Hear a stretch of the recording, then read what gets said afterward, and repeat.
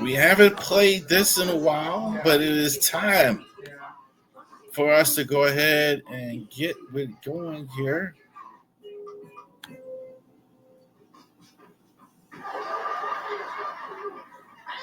Where is center field? Put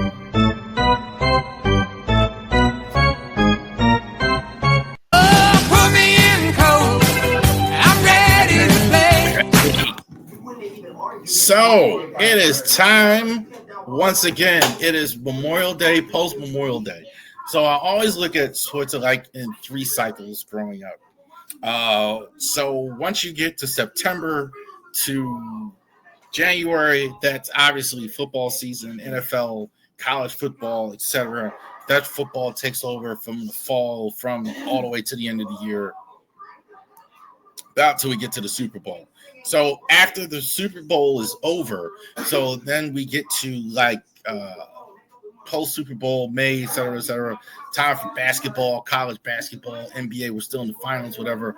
And then now we're actually in after Memorial Day. It's time for baseball. Baseball keeps us company all summer, and then we have the baseball summer series. And we are going to talk about minor league baseball. We're going to talk about a lot of these teams that are. We're going to talk about teams in the minor league system. We're going to talk about teams in the Maryland area, the smaller teams. We're going to give an opportunity to 4 games that don't necessarily get talked about as much. Okay, so minor league baseball. Actually, all the years that I don't live in Baltimore, I really have a good love for baseball with smaller teams, local team, Winchester Royals. I have a great time going there. I have a great time going to the Keys game. We're going to go to like a small game here. I'm telling you. So this is the purest level, the baseball, the money, and all these things. This is where they learn it here on the small levels. And the biggest of the smallest levels is AAA. And that is the Norfolk Tides, the minor league team for the Baltimore Orioles. Those of you old enough to remember, it used to be the Rochester Red Wings a long time ago. Used to be the team. All right, so the record isn't very good. 19-31. They've been good for a while. I think they've had a really good because of the Orioles minor league system. I think they've had some success, but this year more of a typical minor league team, right? So they have some really good prospects that we'll talk about, but they have a lot of guys this year that Tim Ferritz, who is the manager this year, took over for Buck Britton, Joe Gregory, been the GM for a very long time. But they have guys like you're seeing on the screen, T.T. Bones, Central Connecticut State grad, notable name. We're talking about him in this like segment for the last couple of years. 27 years old, but he's probably a career minor leaguer, maybe a 4A player. If he ever gets to the majors, he's probably a guy that's going to be like a utility guy, outfielder, something like that, fourth outfielder, something like that. Thaddeus Ward, picked in the 6th round by the Red Sox, 28 years old. Been one of their better starters for them as well. Also, Cameron Weston as well. That was the guy who's been one of their decent starters for them, picked in the 8th round. So possibility to get to the majors. We'll see. Not a prize prospect, but already in AAA. Not sure he's going to be a great prospect. Now, here are some guys that are really good prospects. Let's start from the bottom. Nate Webb. Nate Webb's been good in the bullpen for the Tides as well. 2.4 ERA.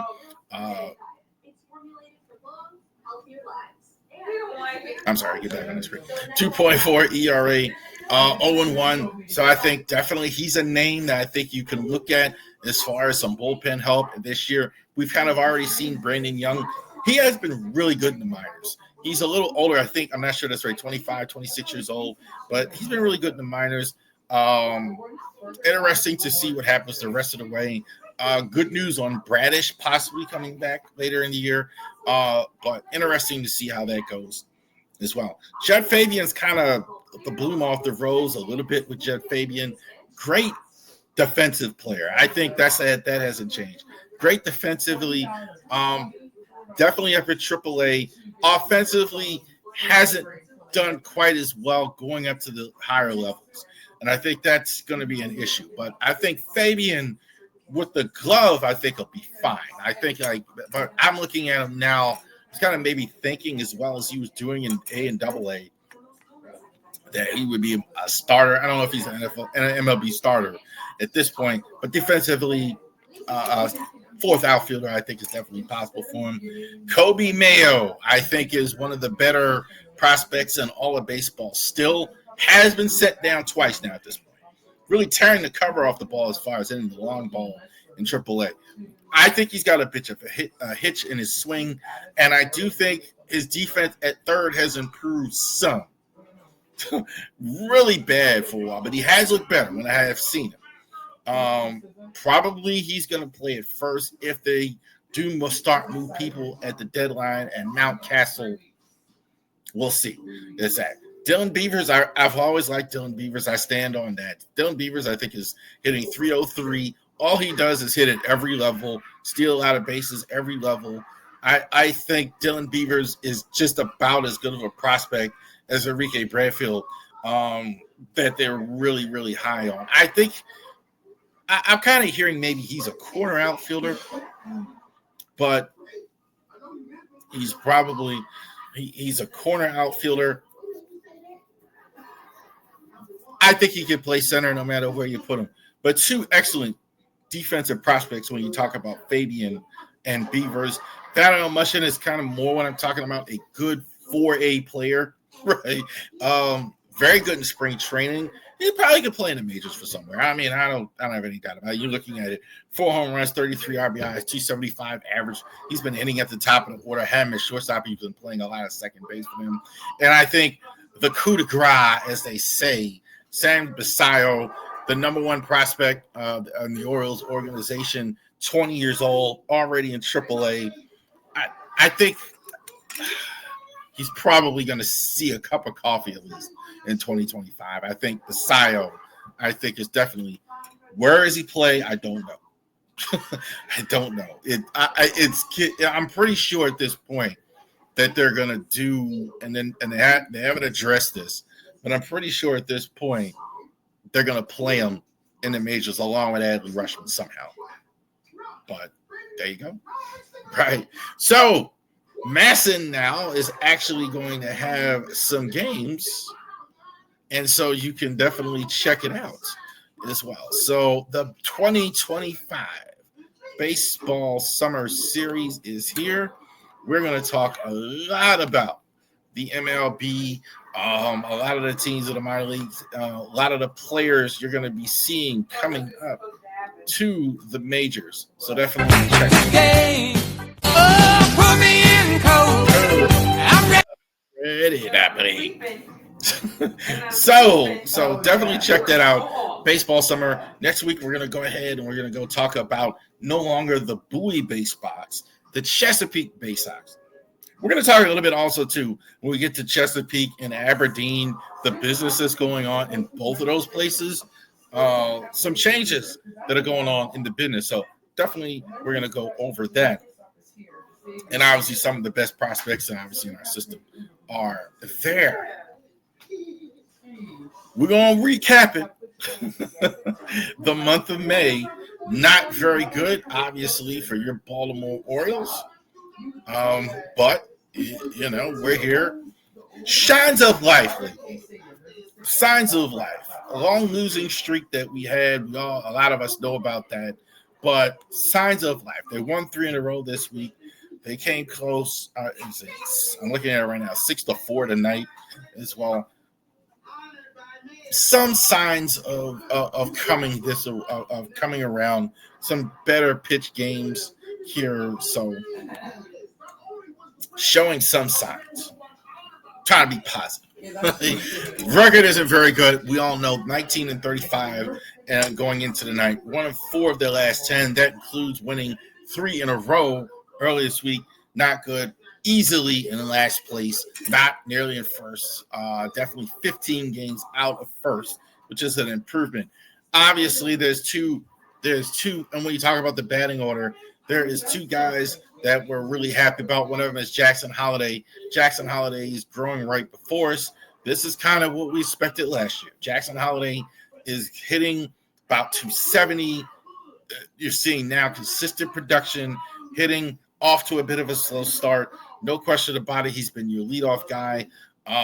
Like to see him a little bit more aggressive on the bases. That's the only complaint, I think, with his speed that he has.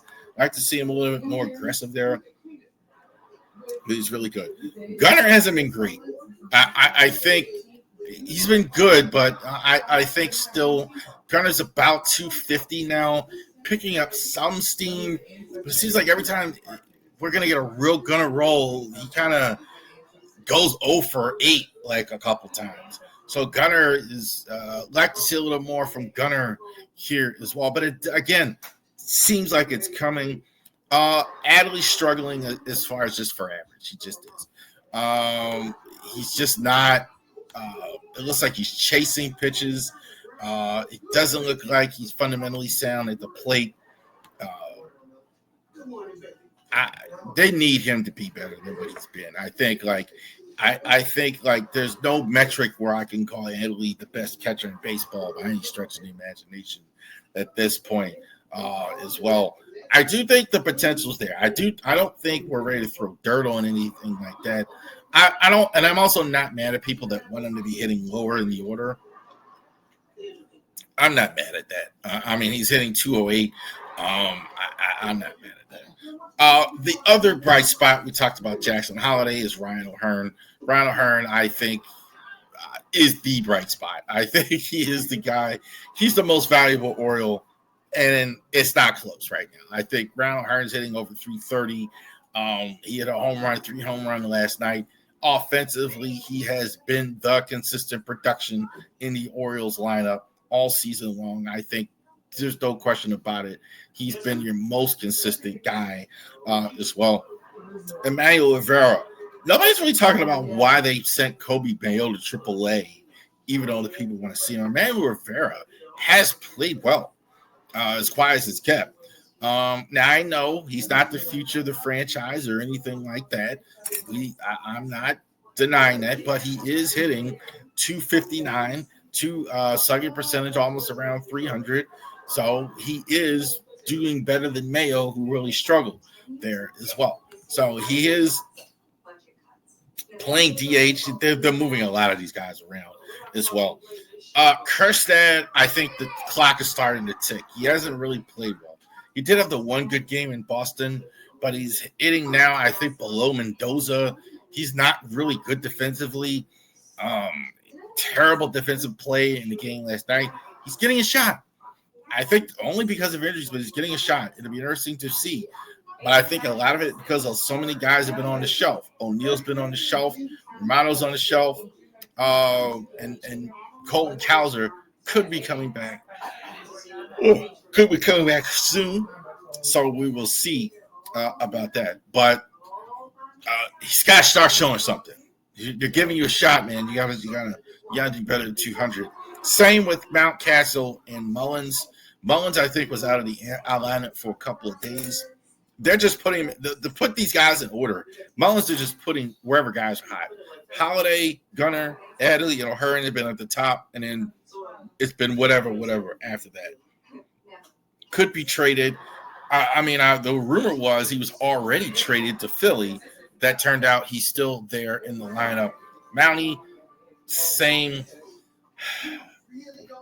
It's just heartbreaking with Mountie because I think the potential is still there. He's just not consistent enough at the plate to actually become that 30 home run 100 guy. It's inconsistent.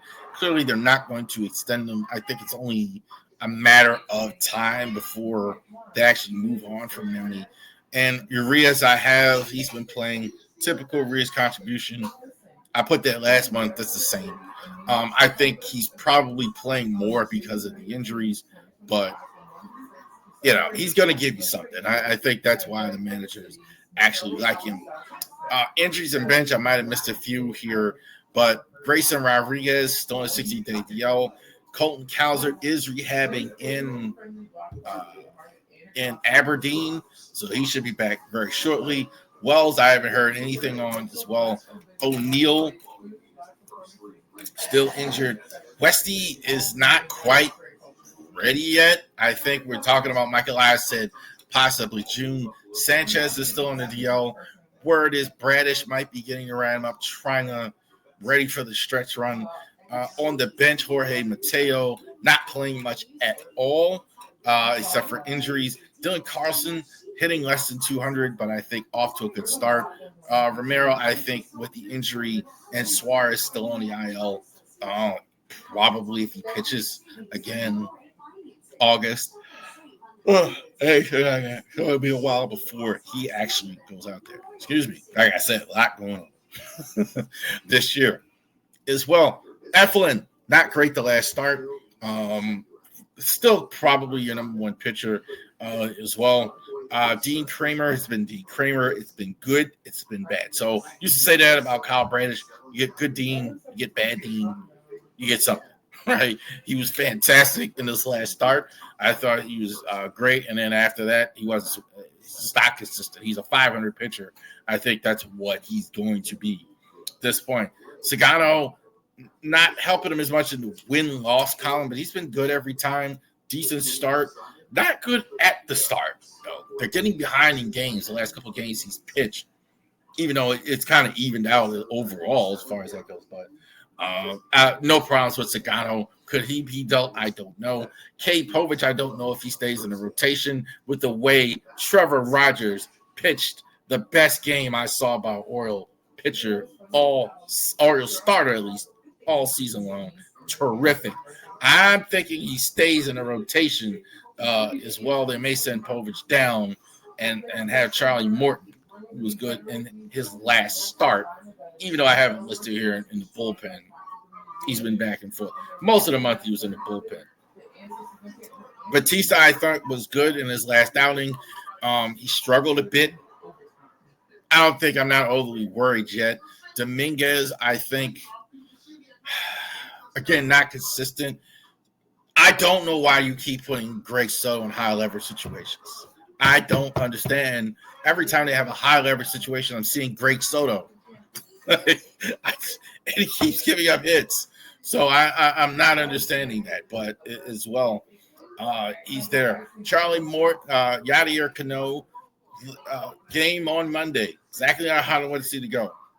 Dominguez, Cano, Batista.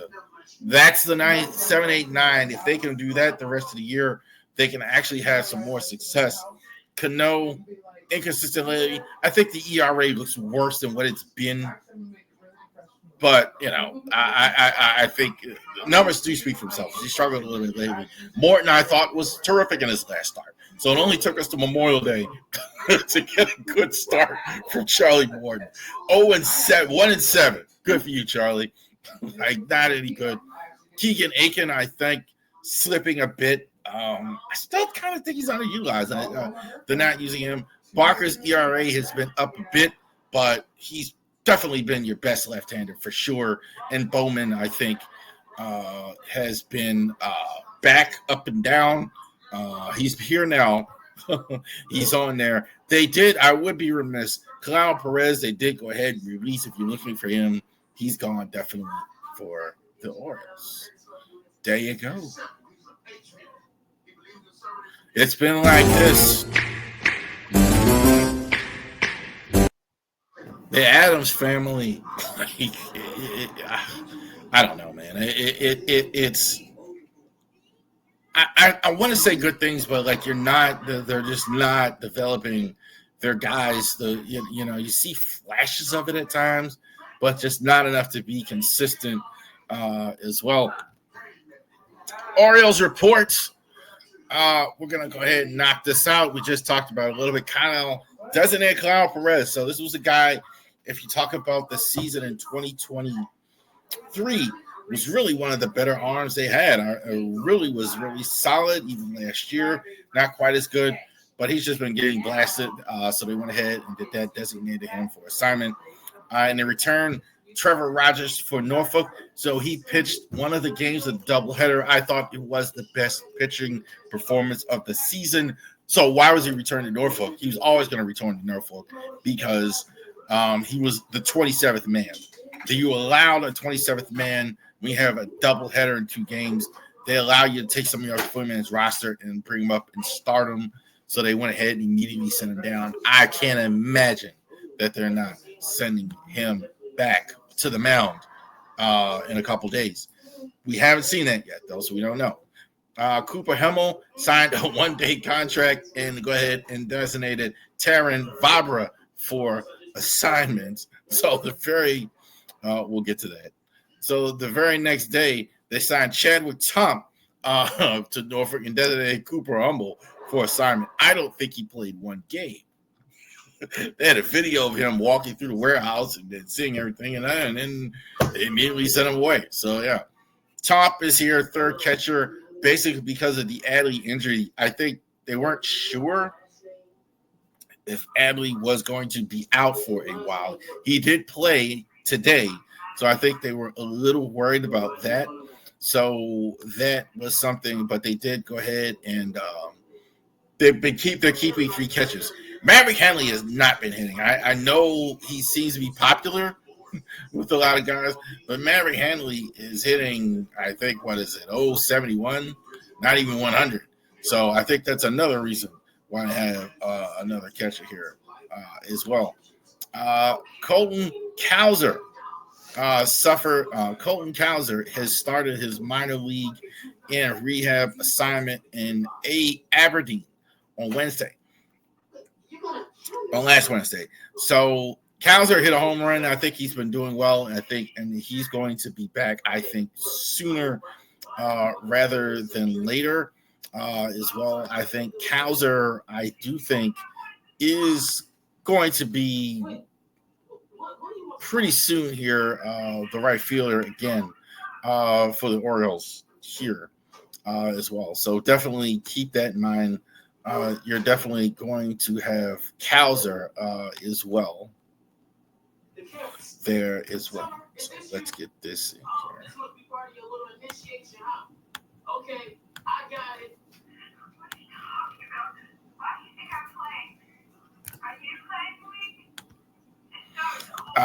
Get this in here as well. So they did.